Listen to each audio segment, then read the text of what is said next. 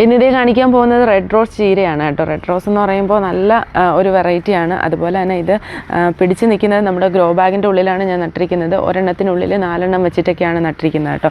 പക്ഷേ 4 എണ്ണം നിൽക്കുമ്പോൾ ഈ ഒരു ഗ്രോ ബാഗ് ഫുൾ ഇങ്ങനെ നിറയുകയാണ്.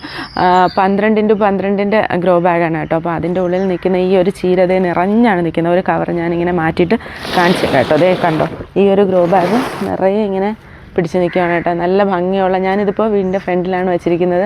നല്ല ഭംഗിയുള്ള ചീരയാണ് കേട്ടോ. അതേ ഇതുപോലെ നല്ല കളറുമാണ് കേട്ടോ. ഇതിൻ്റെ തണ്ട് കാണാനായിട്ട് നല്ല ഭംഗിയുള്ള കളറാണ്. അതുപോലെ തന്നെ ശരിക്കും ബ്രാഞ്ചസ് ഉണ്ടാവും. നമ്മൾ സുന്ദരി ചീരയൊക്കെ കാണുന്നത് പോലെ തന്നെ ശരിക്കും ബ്രാഞ്ചുകൾ വന്നിട്ട് നല്ല വലിപ്പമുള്ള ഇലകളോട് കൂടിയിട്ടുള്ള ചീരയാണ് കേട്ടോ ഇത്.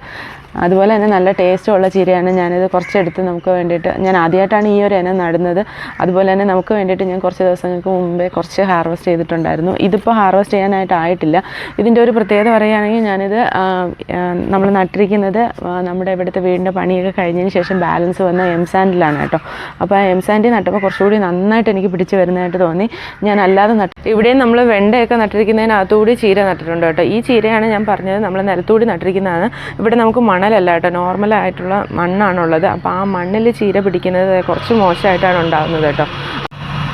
ഇത് എംസാൻഡിലാണ് നട്ടിരിക്കുന്നതെന്ന് പറഞ്ഞില്ലേ, പക്ഷേ പൂർണ്ണമായിട്ട് എംസാൻഡിലല്ല. നമ്മൾ അടിയിൽ കുറച്ച് കരിയിലയാണ് കൂടുതലും കൊടുത്തിരിക്കുന്നത് കേട്ടോ. നമ്മൾ ഇവിടെ ചവറായിട്ടൊക്കെ വരുന്ന കരിയിലയും അതുപോലെ തന്നെ അതിൻ്റെ ഉള്ളിൽ കുറച്ച് ചാണകപ്പൊടിയും കൂടി ഇട്ടിട്ട് മേളിൽ നമ്മൾ എംസാൻഡ് കുറച്ച് മാത്രം ഇട്ടിട്ടാണ് നടുന്നത്.